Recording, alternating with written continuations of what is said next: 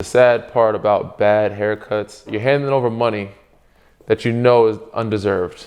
You kind of want to punch them in the face. Right. And tell them you know what you did. Right. After you punch them in the face. What's going on, everybody? It's your boy Philly Garcia here, aka Philly Barber King. I got my boy Danny Green here, 3-time NBA champion, NCAA champion. When to get into this cut, then we're gonna chat too. Let's get it. All right, so what are we doing here? Just gonna clean it up, man. You know, got a wedding this weekend, so keep it light on the sides, fade it out a little bit, line it up, clean up the face, and we good to go. So Danny, talk to me about a bad experience with a haircut. Oh man, I've had a good amount of them. And the sad part about bad haircuts is you kind of know they're happening as they're going on, but you don't say nothing until you leave, or until you look at it a couple times in the mirror, and you still pay for it. That's the worst part. You're handing over money that you know is undeserved, and you don't want to let it go out of your hand as this gentleman is taking it from you. You kind of want to punch him in the face. Right. And tell him you know what you did. Right. After you punch him in the face. But you have to hand over, you take the L in good faith, you take it with pride, you hand over your money, and you walk out that door with your fucked up haircut. And you just try to find ways to fix it and hope your homies don't clown you for it. But I've had a couple fucked up haircuts where, nothing too crazy, but where the hairline looks a little bad, or some space, somewhere was too light or shaved off, where the sides were taken off too far, mustache is gone, or I think the worst part is the hairline. Once you fuck up the hairline, that'll ruin a guy's month. I know some of my friends that wanted to cry. Grown men, after getting a bad haircut with a bad hairline, wanted to cry. Right. So that's kind of the feeling. If you see a grown man cry, you know it's bad. Or a grown man that wants to cry, that's a fighting situation. Like that type of scenario, you want to fight somebody. All right, so Danny, I got some pictures here, some throwback pics of you, dog. We're gonna go back in time. I want you to tell me about each haircut. I'm gonna give you the phone. All right. And this is the first one here. Tell me about this little fro thing you got going on here, bro. Looks like you was. Yeah, this is high school, bro. I think we might have had a little team pack where we couldn't grow beards, so we just grow our hair out. Okay. So I think we all kind of grew our hair out, let the fro grow out until we lost the game. And I think we were pretty much undefeated till the last game of the season, where I had to cut it. But at this point, my hair didn't grow very fast. Did you guys win that game? I believe we did. I believe we won this game. We won most of our games except the one at the end of the season. This doesn't look like the team that we lost to. Obviously, when I was a youngster, I had the season. Right, let's go the other way. So we go this way? Yep. And then it said AAU days, playing with the Long Island Panthers, which is now the New York Panthers. Now, not to cut you off, but your hairline. Yeah, my hairline naturally is not perfectly angled. But whoever was cutting you up there, bro. But naturally my hairline, so to not disrespect the barber, he always did a decent job, but naturally some of them go with how my natural hairline is. Okay. And naturally one side is a little tilted than the other. Okay. But yeah, back in the day, said this was the cut back then. The waves, low dark Caesar, and try to get the spinners up there. Definitely see no facial hair there. As you see in San Antonio, the hairline's a little bit less leaned, but it is different. It said got the waves, the low cut, the baby face. No beard. I couldn't barely grow one then. But I rocked the Caesar for most of my young life, man. That was the look. Low, clean cut. And then I grew it out, man. I got toward the end of San Antonio, my San Antonio days, I was like, I'll do the mohawk look. And wifey wasn't sure how it looked. Surprisingly so, she kind of liked it a lot and still likes it, and might want me to go back to it. So in Toronto, I had the fro hawk, and during the parade, I rocked it out, blew it out, and let it just rock out, you know what I'm saying? And during those days, the hair was long enough to braid it up. So I braided it up a couple times, usually on vacation. I never braided up and wore it in the games or during the season. I remember you getting braided between the cut one time. Yeah, only on vacation times and between time off where there's no game, so I don't have to play on TV with it. Right. But I braided up a couple times. Usually the box braids is my choice. I've done a couple, man buns or cornrows to a man bun type of situation. But in Philly, then I just kept it fro hawkish. Right. And like halfway through the year, last year maybe, maybe last year, I decided, you know what, I was getting a little older for the Frohawk, and I just went back, faded out the back of it, and had a little mini fro at the top, little curls, and try to do the grown man look. That's what I'm trying to do now. Right. But I might go back to the Frohawk. And this is the cut you had at the wedding, so yeah. It's been like that for over a year and some change. So I did. That's one of the reasons why I did change it, because the wedding was coming up, and I was like, you know what? I need the Frohawk look is nice and cool, but I'm 30. I think I was 34 at the time. I was like, I need a grown man look, and I need to start planning for that now. So I cut out the back and just did the fro and had it real clean and short and low. Dope. But I might go back to it. You never know. I might get back to it. You never know. It'll be a whole different cut next time you guys see him. My boy, what's good? Chilling, man. How you? Good, man. Thank you for having me. Thanks for having me, man. This is dope, man. I appreciate you. Have a good deal with Modelo, man. Congratulations. That's awesome. Appreciate you. I love that you're doing the podcast thing. If you know, I do a podcast myself. I'm sure you've seen some inside the green room, for those who don't know. Yes, sir. But this is a dope setup, man. I think it's awesome that you're doing this. Thank you. Let's jump right into things, man. Game 6, first quarter. Catastrophic injury. Talk to me what's going through your head when all that happens, man. Honestly, it was the series was 3-2 them, and I was feeling good most of the series. I think the beginning of the series I started off really slow. I didn't make a lot of shots, but then I started to pick up and play a little bit better. Had a good rhythm. I was playing better. So first quarter, man, I hit a shot. Felt good. I thought it was gonna be a good start to the game. I thought we had a good chance of extending the series to 7. But I was playing hard, went in the paint, tried to get inside position. I saw Joel go up, and then it was happening so fast. I'm still looking up, but as I'm looking up, I can see him still flying out of the picture towards my body. And by the time I tried to either move a little bit, it was too late. Took my leg out, and I tried to roll with it as much as I could. Even when I was rolled with it, I thought I heard it snap. I thought it popped out or broke. So I knew it was over when it happened. I'm like, it's over. I just kept saying it's over. And I looked at it. Like I said, I told him pop back in. But when I looked at it, it was still in place. It was straight. So I was like, all right, that's good news. But I knew I heard everything pop, rip, or crack. And when I was trying to get up to walk out, my knee buckled, and I had no real foundation or any stabilization in the leg. So at that point, they had to carry me out. I knew it was going to be bad. So I was just hoping for the best. But I was going to take some time to recover. I was hoping maybe 3 or 4 months at most. But I ended up tearing LCL, ACL, a little bit of hamstring, a little bit of IT band, a little bit of bone bruise in there. And they said, it's going to take a year. They said 10 to 12 months. But, they said, with a quick recovery and how much PT you do, depending on how your muscles react, you can probably get back within, 8 to 10 months. At the very least, it's going to take you at least 8 or 9 months. Wow. That's actually the most current thing that's kind of going on with your career. Let's start back to some of the early on years. Tell me about San Antonio, and tell me about 2014. It was great, man. San Antonio is home. It's still home for me. I had a great 7.5 years. I played 7.5 seasons. I was there for 7 years.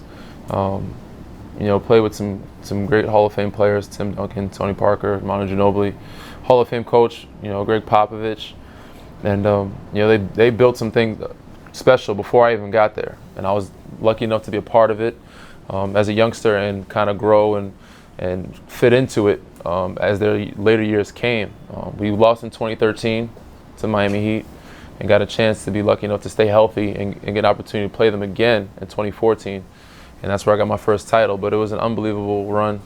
We were playing, I think we kind of set the standard of how teams wanted to play. We didn't start with small ball or anything, but just the drive, kick, and find each other type of game.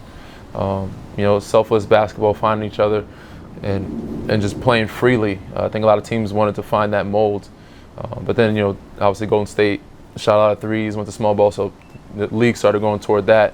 But I think, we won that series. A lot of teams tried to emulate and steal that formula of what we were trying to do. But it was a hell of a time in San Antonio. I still, cherish those moments.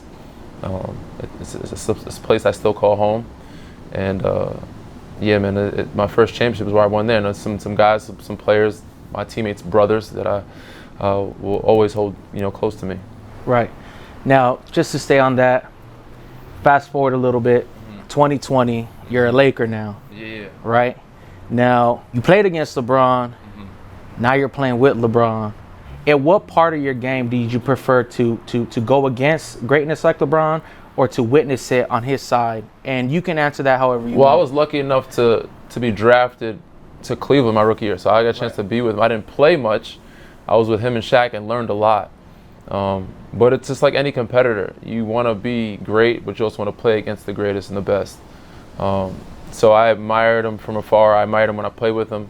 And I always enjoy playing against the top talent and the competitive nature of trying to beat the best, the greatest in the game, or the greatest teams. Just like I would love to play in a system where you shoot a lot of threes like the Warriors, but the pride in me says, you can't join that team. You got to beat those guys. You want to beat them. So it's kind of like that with Bron somewhat.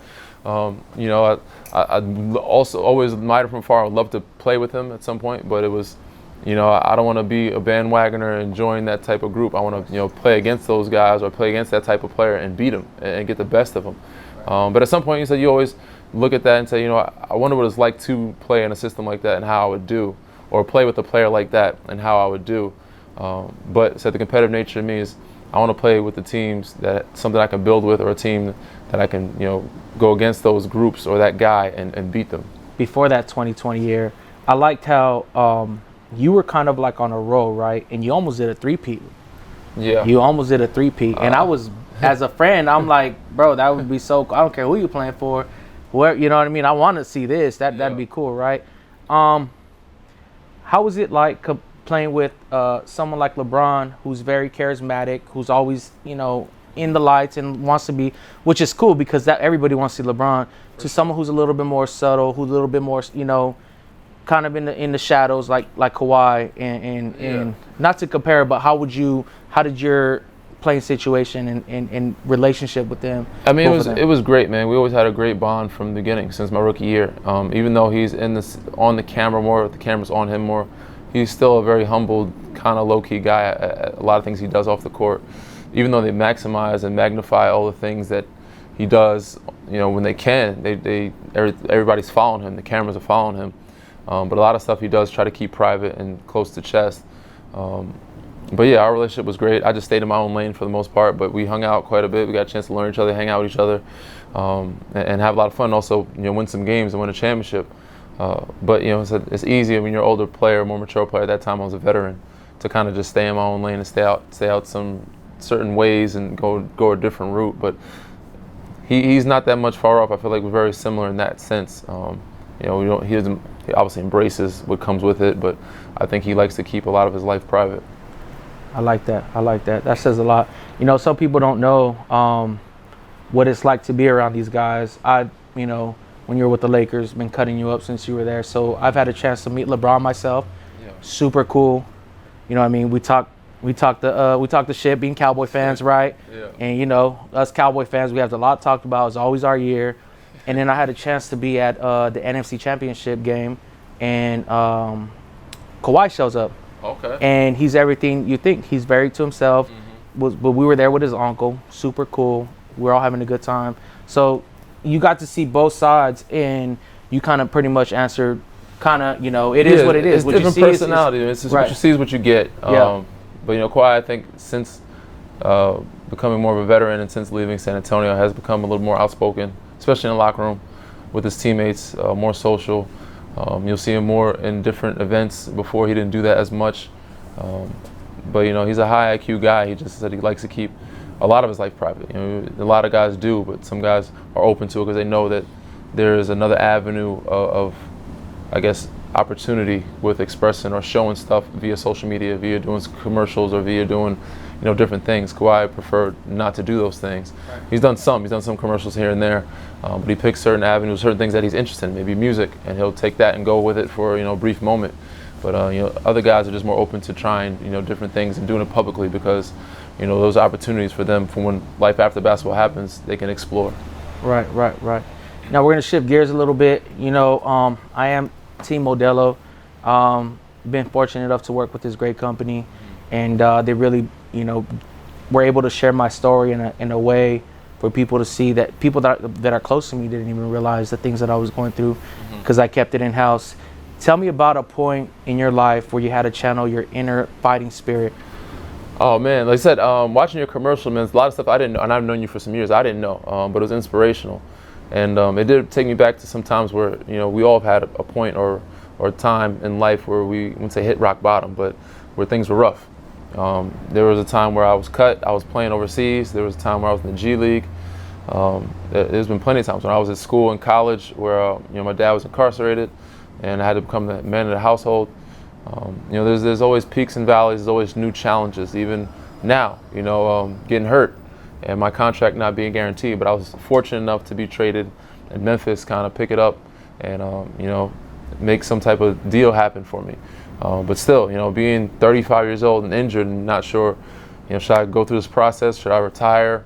But the competitive spirit in me says, I'm not going to quit anything. I'm not going to retire on that type of end note. I'm going to try on my own terms. Try to accept that challenge, embrace it, and try to, accomplish something new. Each year, each season, as you get older, there's always some new challenge that comes about, and that you try to hit these short-term goals, these long-term goals as a competitor that you want to achieve. We're going to switch things a little bit. This segment, we want to give the fans give them a way to ask you questions, right? Okay, for sure. I'm going to jump right into this one. Okay. What sport did you play besides basketball growing up, and did you like it more than playing basketball? And could you see yourself playing that now, or For sure. I actually I played a lot of sports growing up as a kid. I wouldn't say a ton, but I played football, soccer. I did different track events, but my real second love was football. And I picked up basketball early on when I was young, but I then played football later. But I started to grow a love more for football than basketball. And I think that my dad kind of steered me toward basketball. Like, you probably have a longer career. This might be better for you, and this might be, you probably be able to make more money, probably get more guarantee this, or you might be able to have longer longevity. Just all the positives about playing indoor sports and playing basketball. Football is what so many guys get guaranteed contracts, etc.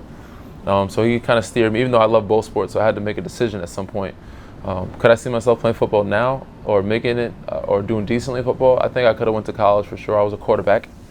I would say I had height. I could throw it pretty well. I cannot see that. Yeah, I could throw it pretty well, man. I could throw the ball, man. We didn't throw much in my school. Breaking news: Danny Green was a quarterback. I'm not Lamar Jackson. I ain't outrunning nobody, but okay. I could scramble a little bit. But I could drop in the pocket 3 to 5 steps and get the ball somewhere and read plays. It also helped me with basketball, my IQ of remembering every position, every play, because quarterback has to know who's going where. Just kind of like the center has to know what.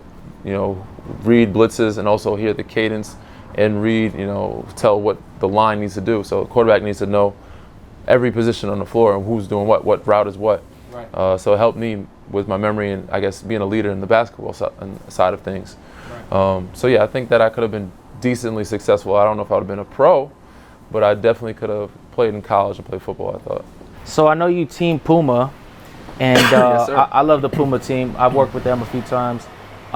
What's your favorite shoe to wear, kind of like when you're not hooping? You know what I mean? Oh man, that's a great question.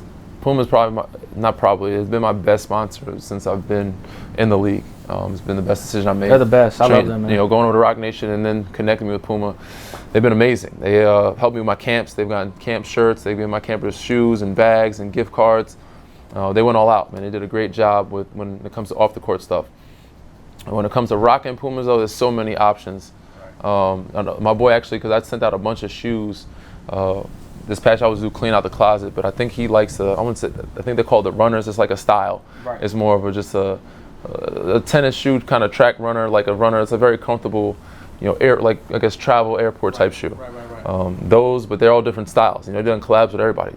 They've collabed with Tetris. They've collabed with Coogee. They've collabed with the Black Fives. They've collabed with everybody. I have every Mario Brothers.